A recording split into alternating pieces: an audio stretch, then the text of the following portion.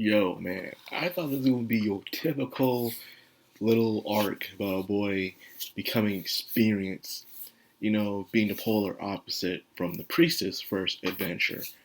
But instead, we got ourselves a much more deeper understanding what's going on.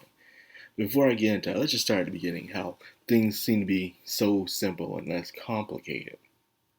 Here we have this ignorant first time adventurer who thinks all that matters is slaying the goblins. That's all you gotta do is go out there and slay the goblins like some typical RPG, right? You don't need to plan, strategize, get information. None of that. Just go in there and guns blazing and that's it. Rookie thought. Very rookie thought. And it's a shame that at these academies that they don't teach the students this in the first place, that don't take things at face value and don't overestimate yourself. Things can happen. The littlest things can happen, even on the most simplest adventures. And sometimes it's always the little things that get you first. But anyways, the fact that his can't teach them how to prepare, not to take how to take your situation more seriously is just laughable. But then again, our own school system does that as well. So here we are. But anyways, Wizard Boy truly doesn't understand it. You can't just go in guns blazing. And Priestess herself, having that experience, knows that's not how you do things. Of course, this is her first try, so no one's really putting so much expectations on her. She's more of a support character. You've never really seen a priestess be an actual leader most of the times, except for in Grimoire of Fantasy and Ash. That's a good isekai, by the way. You should go watch that. And so they weren't expecting her to be all like, okay, I know what to do, or being hard on her. In fact, they didn't mind assisting her and stuff. Of course, Elf Girl like, hey, is she supposed to be the lead? Well, yeah, but she's not going to know what to do at first start, It's going to take some time, Seeing one of the Dwarfs brothers and talking about the wine situation was pretty interesting for me. It made a lot of sense. Of course, Dwarfs love strong liquor, but of course you got humans here, so you can't have the humans completely just completely drunk during a job. So the only thing they have is wine.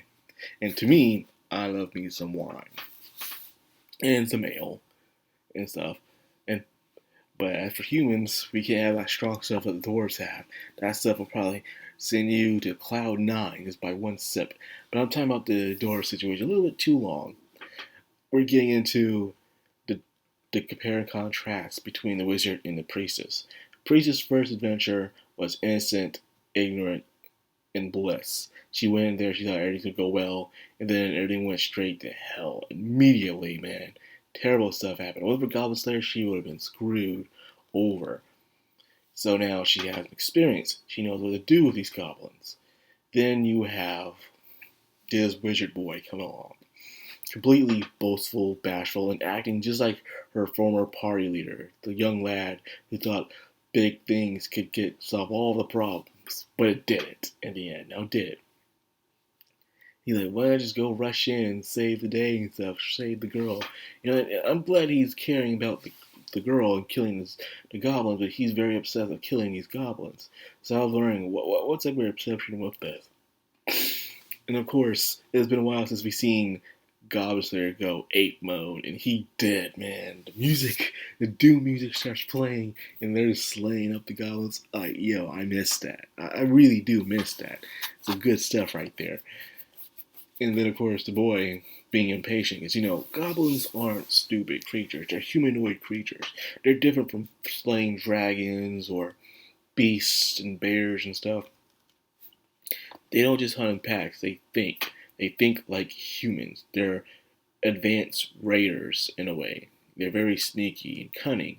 They set up traps. They play mind games. They even offer ogres and trolls to hobgoblins to be among their ranks. Even then, things can advance and get more dangerous as time goes on. So you gotta be really careful. Plus, you need to learn the environment where these goblins are at. Because goblins don't just set up shop and that's it. They set traps. They're determined on the place that they're at. So that's why they're gathering information, in a narrow area cave where there you used to have all kind of traps. The trap they even set up wasn't even a death trap; it was an alarm trap that, believe it or not, the person that's supposed to get trapped in the trap sets up, which is very genius. They see a very terrible scene and they scream. And the scream alarms the goblins, like, yo, that's smart. Then, of course, they even use the screams of the captives to bring in the adventurers, and they set them up from there. Like, these are some smart goblins, man. Like, damn, I would rather fight orcs. Yeah, orcs are strong, but they're still stupid. Even super mutants are stupid, but these these goblins, man. Imagine playing a game where you have fight these goblins. Ooh, sorry, just woke up. Imagine if I play a game where you have to fight these kind of goblins. You don't just have to worry about slaying tough goblins, probably with some armor. You also got to fight goblins by avoiding traps and solving puzzles and stuff like that. And then you hear a scream, you can go, but it might be a trap, so you gotta prepare for that trap. That would be a good game. I'm just saying, man, you can easily make something like a Goblin Slayer game. You just need to have some good graphics and good game mechanics, stuff of challenging difficulty. That would be nice. But anyways, back on topic again. The boy screws up, of course. People aren't that upset with him because they're expecting this. I also liked it how the team handled the boy and girl situation.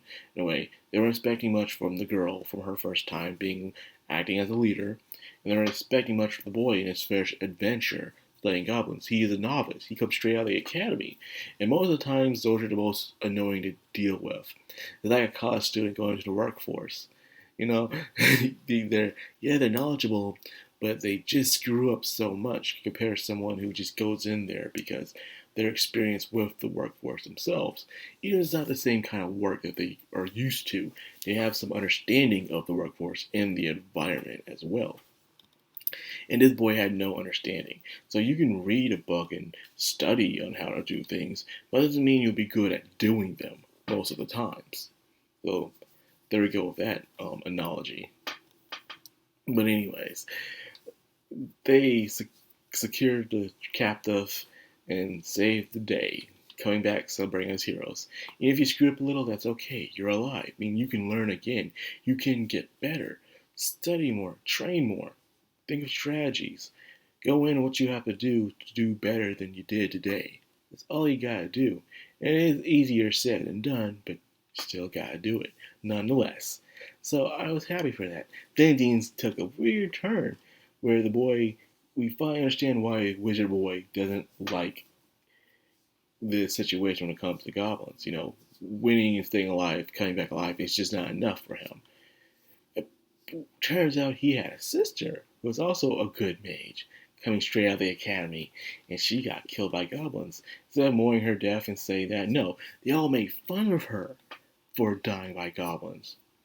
So this boy's here, I guess, to gain her honor, to avenge her in a way, which is noble. I guess I can completely understand that. Of course, he said older sister, so Goblin Slayer over there like, oh shit, man, oh shit, and it turns out the priestess now she's having some serious PTSD over here, man. Like, oh snap, that was your sister, wasn't it? The chick, the wizard chick from the first episode who got killed. Got her intestines pulled out. That was her. That was his older sister. Like, holy snap, damn. And so like, whoa, this took a little dark turn, like a different kind of dark turn. And then Gosler just couldn't take it. He just walked out, man. Like, no, I'm fine. Get his dude a room. I can't take this right now. He walked out. Even the people who usually pick on him and stuff, they'll joke around. But instead, like, the fact is the art direction with these scenes. Like, you never see this guy's face. But yet, somehow, you can feel his emotion without even making a noise. Just the way they do his armor, his helmet. You can tell his emotion just by that alone. That is amazing.